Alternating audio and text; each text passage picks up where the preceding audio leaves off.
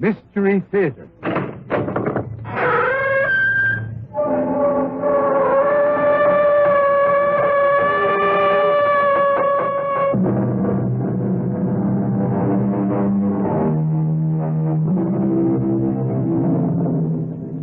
Come in.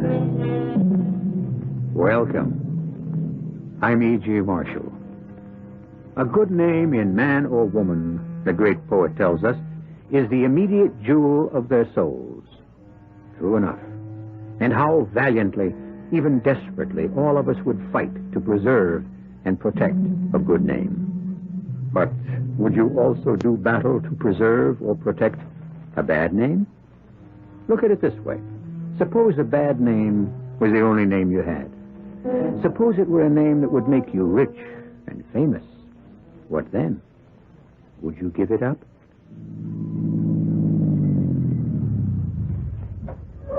Having trouble? Yeah. Thanks for stopping. Well, what seems to be the trouble? Well, I think it's the carburetor. Well, let me take a look. Don't bother. Huh? I'm onto the game. You're working with Jim Kuick, aren't you? What are you talking about? Don't move. Mister, what are you pointing that gun at me for? I'm just going to kill you before you kill me. Kubick monkeyed with the carburetor, so I'd have to stop along here. Look, I figured you were in trouble and I wanted to help. Well, if you're religious, I'll give you a couple of seconds to pray. You got it all wrong. You look like you were in trouble. I only want... Oh.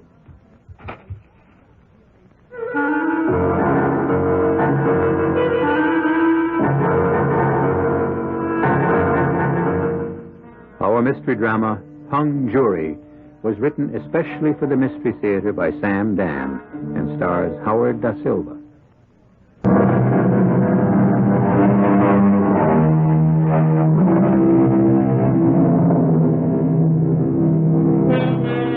They exist in every country. Here they are referred to as Middle America. They are the hard-working, sober-minded, respectable members of the community, the guardians of its morality. And one of their vast number is the hero, or more properly, the protagonist of our play. His name is Henry Pollard. He's 40-ish, bald, a bit plumpish, and like the character in the classic popular song, you'd pass him on the street and never notice him. And the only reason you'll notice him now is because we shall take you into his house, a suburban split ranch, where we shall confront him in an after-dinner discussion with his wife. Henry? Yeah? I'm afraid I did something you might not approve of this afternoon. Oh, there's not much danger of that. What was it? I volunteered you again. Did you? What for this time? Oh, the books at the church are so confused. And you said I would straighten them out. They need someone who's an accountant. I don't mind, Norma. You don't? Of course not. Well, I do. Now that I think of it, I just... Oh, dear. You're upset. Yes, I'm upset. Let me tell you why. Louise Farnham, head of the finance committee, called me and said, "Darling, our books are absolute chaos. Could Henry be a doll and straighten them out?" Well? I said yes, without thinking. And then I said to myself, why? Why shouldn't I, Norma? I'm an accountant. You're not the only accountant in the congregation. Why don't they ever ask Seth Burton or Tom Mosley? Well... Whenever something has to be done, the automatic reflex action. Call on Henry Pollard. I don't mind. You've been extending yourself for 10 years. In the church, the school, the charities. And where did it get you? Where's it supposed to get me? Nowhere definite, I suppose, but I don't think you're getting any real satisfaction out of it. Well, that's not true, Norm. What's all this? Why are you so upset? Because you're being taken for granted, and I think that rankles you. I think you're bored with your life. Norma, darling. No, you're 40. You're not really getting anywhere.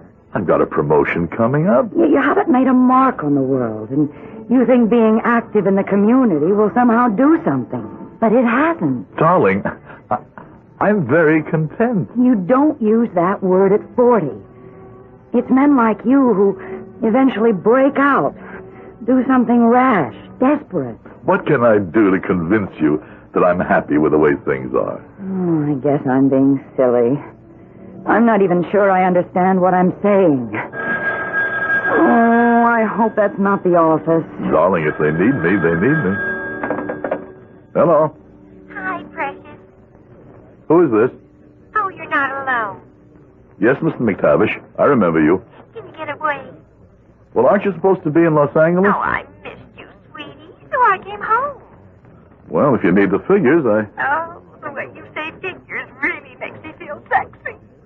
I'm sorry you missed me at the office. Oh, Angel, I miss you everywhere.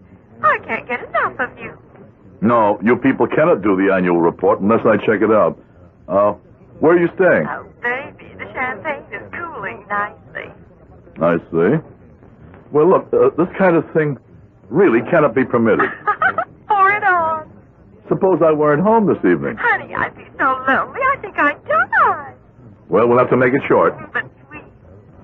Save time. Make sure everything's laid out and ready for me. Oh. Do you have to go out this evening? Well, these are the West Coast people. They were supposed to be here at lunch. They claimed their plane was late or something. No. They have their presentation tomorrow afternoon. Oh, well. What's the use in complaining? Darling, suppose you'd refused. That's not in my nature. I'm worried about you. Why? There's absolutely nothing to worry about.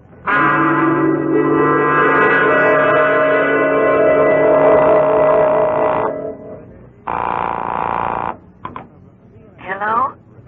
Norma, did I wake you? No, dear, I've been waiting up. Well, that's why I called. This thing is going to take longer than I thought. Oh. I can't tell you how confused everything is. Will you be very late? I'm afraid so. Don't wait up for me. Of course, I'm all right. You're letting these people take advantage of you. Well, I don't mind. Oh, Henry, sometimes I wish you would mind. You'd better get to bed, dear. Good night. Good night. Lover, Hey, how you doing? I need $100. I gave you $100 a half hour ago. The bad man took it away from me. He kept making that little ball drop into black every time I said red. So I thought I'd fool him. I said black, and he made it drop red. Well, our luck will change. Can I have 100? Well, Something wrong? You have such a funny look. I mean, a serious funny look. I don't have $100. Oh, well, that's nothing. When we were in Vegas, you didn't have $1,000 that time either. But you just went ahead and asked Mr. Nightingale if everything was okay. Mr. Nightingale? Yes. You said they call him Mr. Nightingale because he sings such a sweet song. Well, it's just that I'm in kind of deep. Oh, precious. You mean you won't give me $100? Sure I will, sure. You just wait here.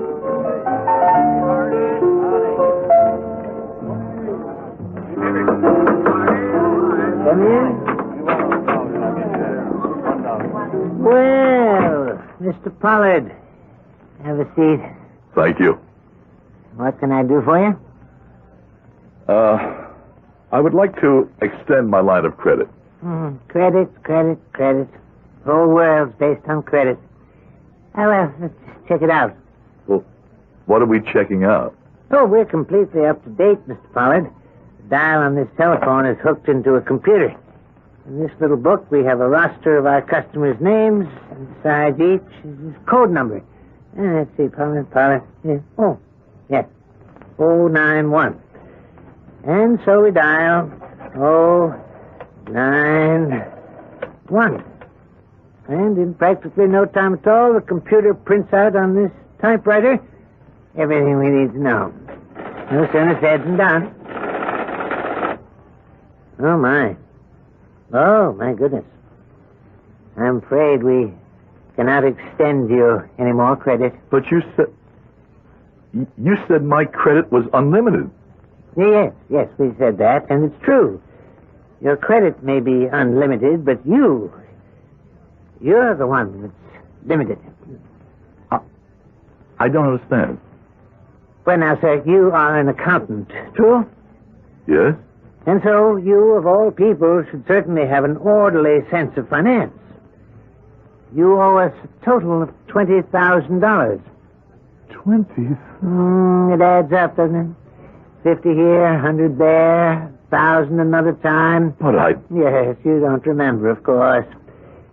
This is the safe limit of your credit. And, of course, we must now discuss the means of payment. $20,000? I don't have anywhere near that kind of money. Mr. Pollard, I am not a moralist. I won't say to you, if you can't lose, don't play, or if you can't pay, don't borrow. It's all spilled milk, water under the bridge, a lock for the door of the empty barn. But where can I possibly get $20,000? You have $20,000. We've checked you out. And that's how we set your limit. But where? You have a fine Persian rug on your floor in excellent condition. Bring at least $1,900. Yes, but that... I'm showing you where this $20,000 exists. Now, you have an antique silver service set, which I have appraised at close to $1,100. What are you saying? How do you know? We chose a propitious time to enter your home and consider the contents. And these, plus other valuable items, total $10,000. But I can't For sell... the other 10, you can take a second mortgage on your house. See? The money does exist. But all the furniture and valuables you're talking about belong to my wife. Of course. And the mortgage, the house, we own it jointly. I couldn't raise money without her consent. And here you were saying you had no money. But I can't ask my wife to... Why not? Well, because what could I tell her? The truth? How? How can I tell her the truth? Sir, what kind of marriage do you have? She'll divorce me. In which case you'll divide your property down the line and your half will be enough to satisfy your debt. How can I tell her I've been gambling and that I had another woman? No, you don't have to tell her about the other woman, just the gambling. I can't tell her. You will. You will. Just a matter of choosing the right time. There's never a right time. Oh, yes, there is. And you pick it. Would you rather go home and tell her now? Or would you rather tell her after we break your legs?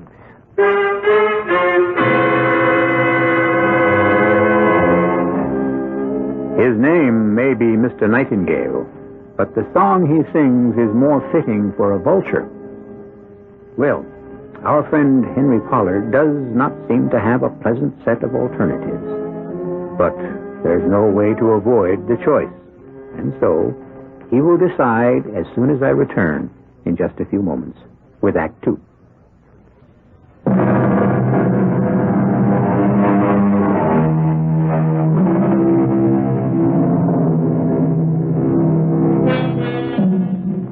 When a man walks what is called a straight and narrow pathway all his life, the law of averages insists that he will have to fall off eventually. And the distance he falls is usually related to how firm was his step in the first place. Henry Pollard must have been treading very lightly because he has fallen all the way. I can't do it. I can't tell Norma. Then there may be another alternative. Steal it. Steal it from your company. Steal it? I'm not a thief. Oh, yes, you are. You're willing to steal the money from me. And don't say that's different. I can't steal the money. Why not? You're an accountant. Well, I don't handle money. I just keep track of figures. Well, then you just have to go home and test your marriage.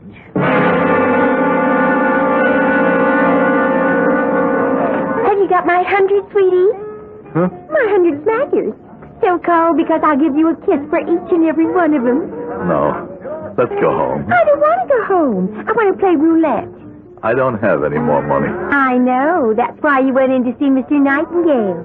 He won't give me any more. Uh-oh, you're broke. And in debt. Oh. Let's get out of here.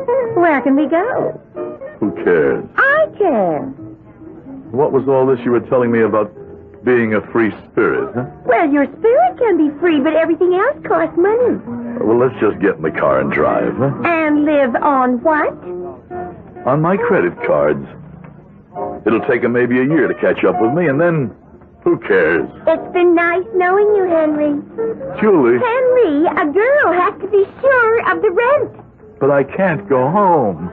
I can't.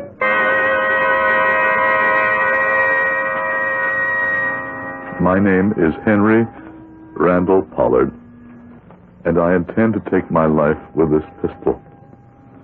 I commit this act because I don't have the ability to achieve success, nor do I have the humility to live with failure. Nor do I have the courage to pull the trigger. No, I'm not afraid to die. I just am not willing to shoot. Because if I make it a suicide, then Norma and the kids will not collect the insurance.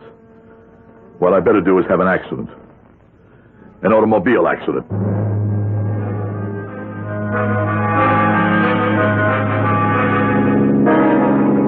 There's a guy up ahead. Huh? All alone. This hour of the night. He must have had a breakdown. No, I can't pass him by. I can do what I have to do later. Let me do a good deed before I leave this world. You in trouble? Yeah. Oh, yeah. Thanks for stopping. I can't... I don't know. Something went wrong with the car. Well, I can give you a lift to the nearest phone or garage. Would you? Oh, that would be fine. My name is Barrington. Elmer A. Barrington. I'm Henry Pollard. Well, this is so kind of you, Mr. Pollard. So very kind. Could you drop me off at a motel? I'd like to spend the night there and worry about the car tomorrow. Sure. Sufficient unto the day, the trouble's there, too, as they say. Hop in. Just got a few things I want to take with me. This bag and my attaché case. That's about all. Now I'll just run up the windows and lock the doors. Let me give you a hand. No. Don't you touch that case. What? I only wanted to help. Put it down. Well, sure. I'm sorry. Yeah. I see it all now. This is the way it was supposed to be.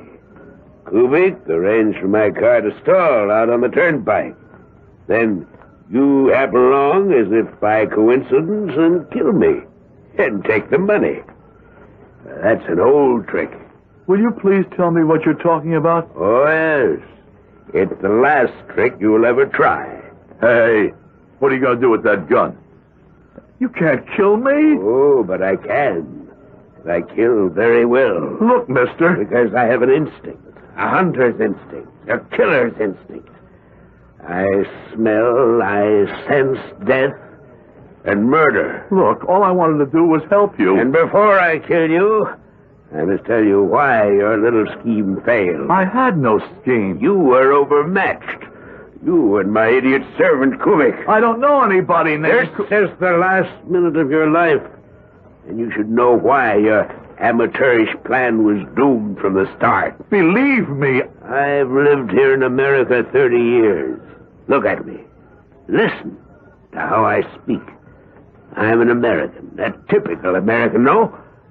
But my name isn't Barrington. It's von Barnheim. I killed 100,000, 200,000, who can count them? I pacified Warsaw for my Führer. The others, Goering, Himmler, Goebbels, Streicher, all dead, all gone, except me. Me, one they call the werewolf of Warsaw. And now, you're dead, too.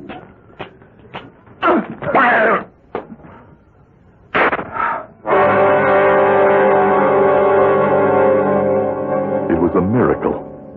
He pulled the trigger, but the gun misfired. I jumped him. He may have been a killer in his day, but that day was over. He was now an elderly man. He kept pulling the trigger, but I was able to push the gun against him. And when it finally went off, the bullet killed him, not me. Ironic. Why had I struggled? Why didn't I let him kill me? I had wanted to die. Or did I? And he had said something about money. I opened his attaché case. It was filled with bills. 20s, 50s, hundreds, in neat bundles. I felt absolutely no remorse. It wasn't as if I had killed a decent person. He was, after all, a Nazi war criminal. And why should I involve the police and try to explain him? Why not just take the money, bury the attaché case a few miles down the road, and go home? Go home. Pay off Mr. Nightingale, and never stray off the straight and narrow path again, because, well, maybe this was the way Providence chose to reward me for being a good citizen who had only made one little mistake.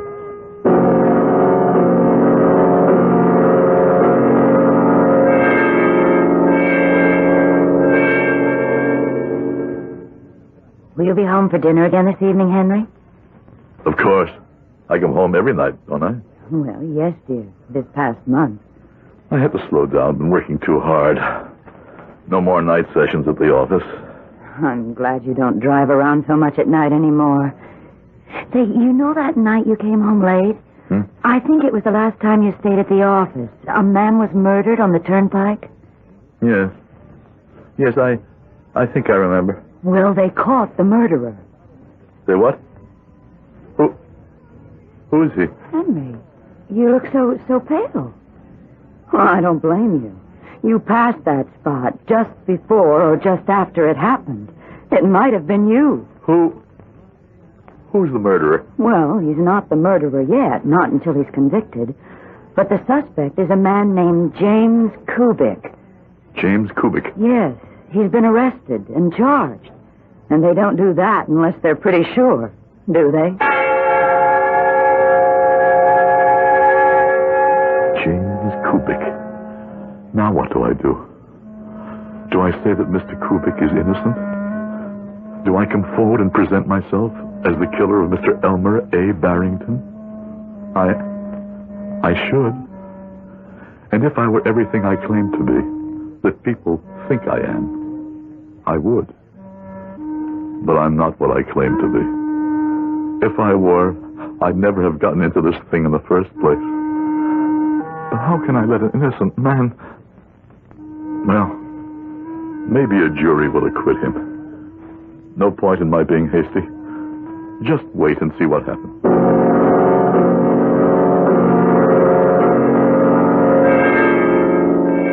Was there any mail today, dear? Yes, I was going to call you at the office, but... Well, you received a summons for jury duty. I'm on the panel. Do you know who can get you out of it? Oh, why should I want to get out of it? Louise Farnham's husband, Howard. It's about time... Did you just ask why would you want to get out of it? You can get stuck with a murder case and be tied up for weeks, even months. Well, but it's the duty of every citizen. Certainly. Therefore, let somebody else do it. No, dear. I'm afraid I'll have to accept my obligation. Mr. Pollard, you are aware of the fact that you're under oath. Yes. My name is Victoria Ullman. I am the attorney for the people. Do you know me? I do not. Do you know the defendant, James Kubik? No. His attorney, Mr. Kenneth Hayes? No. His Honor, Judge Wilson? No.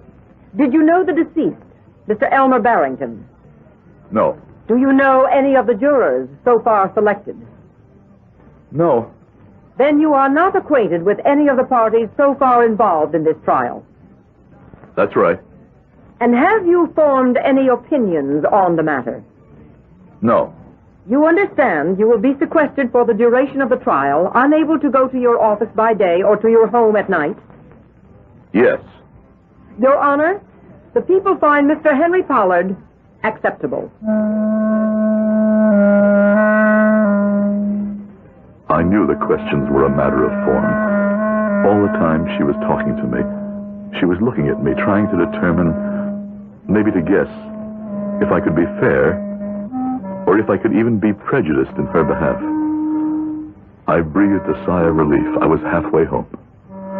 I wanted to be on this jury. I wanted to be on this jury more than anything else in the world. But Mr. Hayes, the defense lawyer, he scared me. Mr. Pollard, the defendant's name, Kubik, does it suggest an ethnic origin to you? Well, perhaps. What kind of origin? Oh, European. What kind of European? What kind? I'm not sure. Would you suppose it to be Slavic? Yes, I would suppose so. Do you have any feelings, one way or another, about people with foreign-sounding names? No. He looked at me very closely, very carefully. He was coming to a decision. I couldn't say a word. What I wanted to tell him was, pick me. Pick me. I'll see to it that your client goes free. I know he's innocent. Choose me. But of course I couldn't say that. I couldn't say anything. I could only wait and hope. Hope that somehow he would read something in my voice that would make him say, yes. It seemed he regarded me for an hour. But it had to be much less than a minute. Finally, he said, Your Honor, Henry Pollard is acceptable to the defense.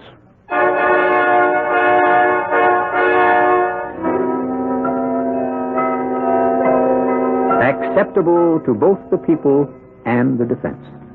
We have Henry Pollard, now a juror, sitting in judgment. We know what no one in that courtroom even remotely would dare to suspect, that juror number 6, Henry Pollard, is the killer, and not the defendant, the accused, James Kubik. How can justice possibly be served here? Well, you know that justice always triumphs. When I return with Act 3.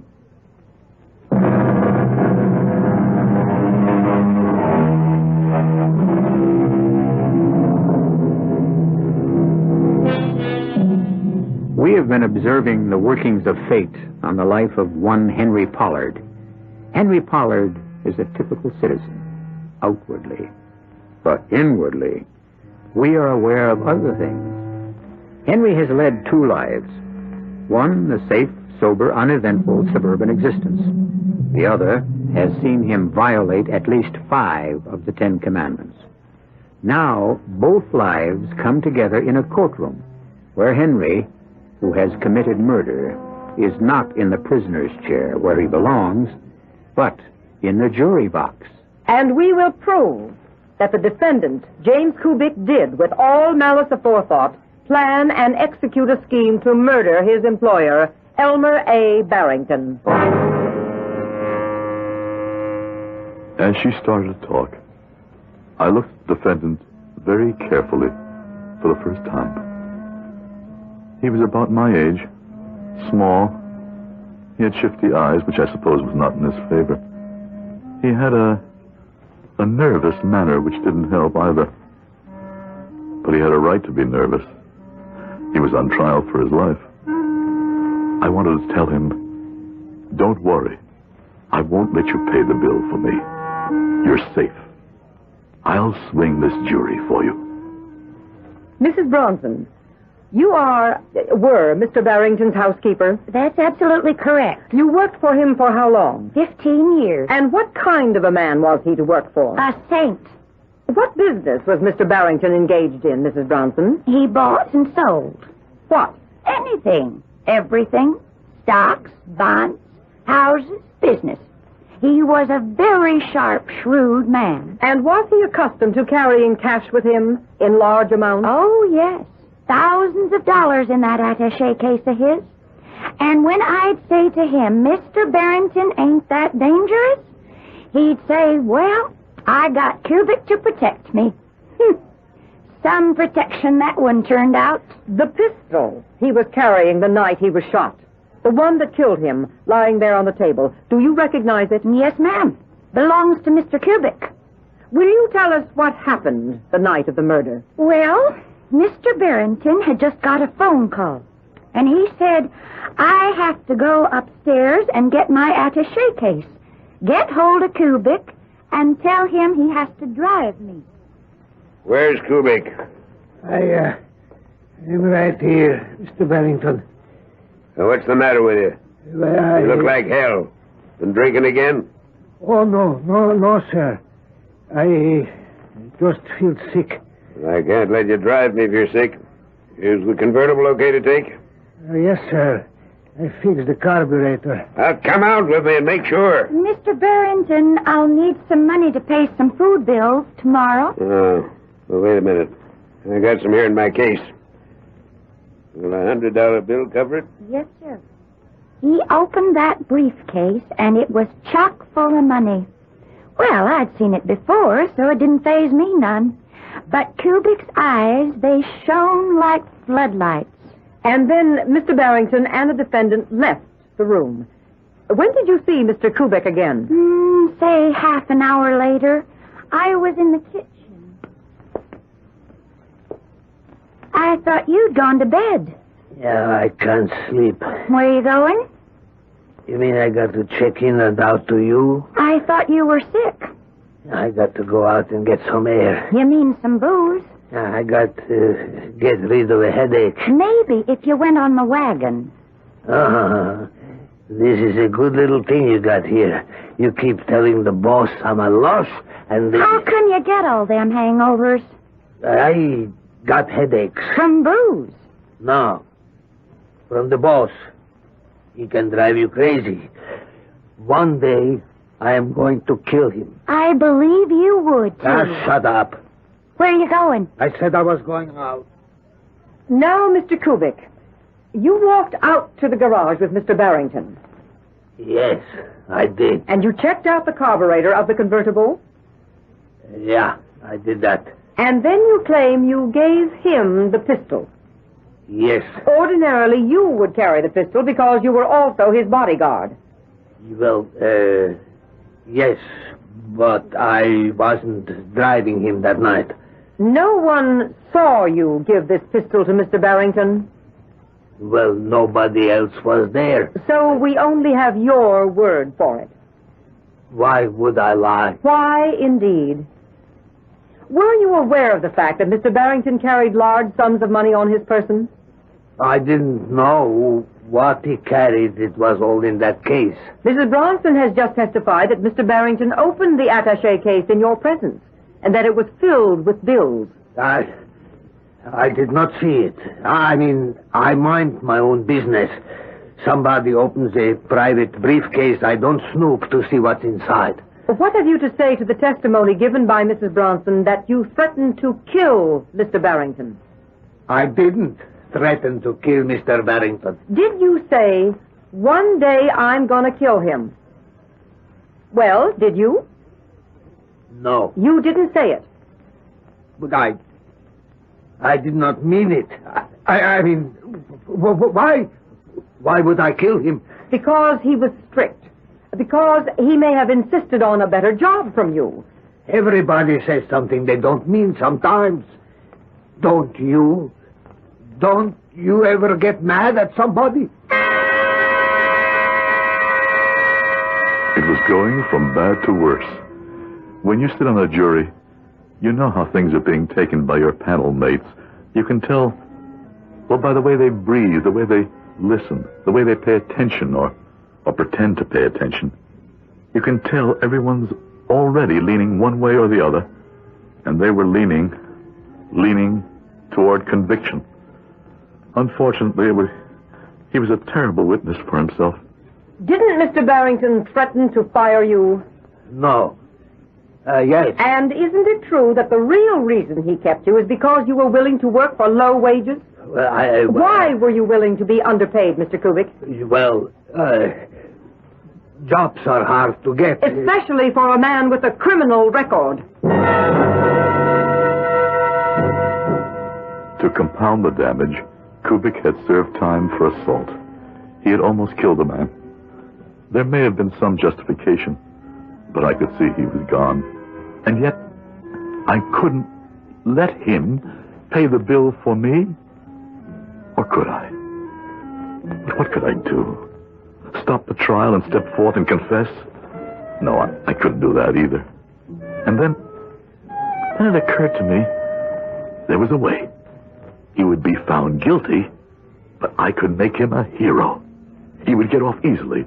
All I had to do was somehow get word to his counsel. Your Honor, I wish to recall the defendant to the stand.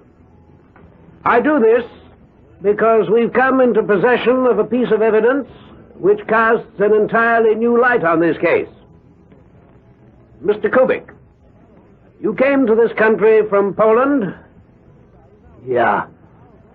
While in Warsaw during the war, had you ever heard of a man named von Barenheim? My memory ain't so good. You were an officer in the Polish army, were you not? Yeah, I think I was a lieutenant. I don't really remember. When the Nazis overran Poland, special Gestapo execution squads hunted down most of the Polish officers. I think that's what happened, but I don't remember. I was in prison. I find it hard to remember. I get headaches. The leader of the execution squads was Colonel Fritz von Barenheim. He was known as the werewolf of Warsaw. Do you remember him? People think I get drunk all the time, but it's just that I have these headaches. He was a war criminal. Hundreds of thousands died because of his atrocities. Now, we have been able to determine that this von Barenheim escaped to America and changed his identity to Elmer A. Barrington. I got a headache now. But you, one night you recognized him. Something happened. He gave himself away. Filled with completely human, absolutely understandable desire for revenge, in a fit of emotion you simply could not control, you killed him. No. I did not kill him. You killed him to avenge your dead and tortured countrymen. I never killed anyone. The air was changing in that jury room. I could smell it. They were leaning forward and looking at him now. For the first time, they saw him as a human being. I glanced at the lady on my left. A tear was running down her cheek. But the idiot, he was too stupid to see his only chance was to confess. Confess, you fool. Confess, and you're a hero. His lawyer was working desperately to make him see it. It doesn't lessen your guilt, but it makes it human. Thou shalt not kill, the book tells us. But how do we answer those who understand only death and murder? You're a hero. You've avenged 1,000,000 crimes. Your name will go down in history as the Avenger of Warsaw. I would not kill anybody. This stupid, cringing coward. He was being offered immortality, and he didn't have the courage to accept it. He would have a place in history. He would be somebody. But he sat there just stammering, stuttering, until finally the idea seemed to percolate somehow into his brain. You need not be ashamed, Mr. Kubik. Oh, well, I... Confess proudly. Accept the blame, but also the glory. Yes. Yes. I recognized him. Confess? To what can he confess? I killed Barenheim. Me, I did it. It's my glory, not his. It's my immortality, not his. Why should he be known as the destroyer of the werewolf of Warsaw, the avenger of the innocent martyrs? I'm the one who killed Barenheim. Tell us, Mr. Kubik. Tell the court in your own words how you recognized this infamous monster. No. That glory, that credit, it belongs to me. I won't give it away. I won't give up a place in history. I won't. It's mine. Tell us, Mr. Kubik. He can't tell you anything. You know why? He didn't do it. I'm the one. I killed Baron What are you saying? Listen to me, everybody. I killed him. You see, I recognized him from an old picture in a magazine. I never forget a face. I killed him. You don't believe me? I'll show you where I hid the attaché case. That'll prove it. Prove that I, Henry Pollard, killed the werewolf of Warsaw. Let the whole world know that I killed him.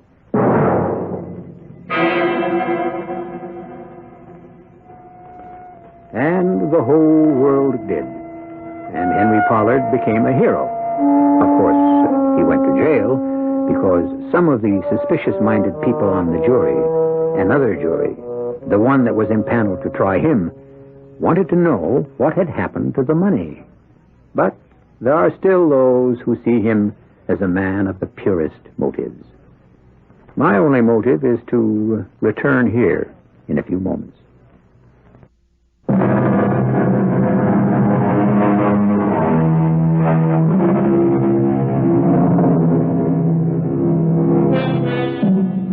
A good name is a treasure, but a bad name can also hold a certain value. We live in an age of merchandising, and any product is saleable if you know how to package it. Right here, at this position on your dial, you can have 7 exciting and suspenseful packages each and every week. Our cast included Howard Da Silva, Catherine Byers, Joan Shea, Bob Dryden, and Guy Sorrell. The entire production was under the direction of Himan Brown. This is E.G. Marshall inviting you to return to our Mystery Theater for another adventure in the macabre. Until next time, pleasant dreams.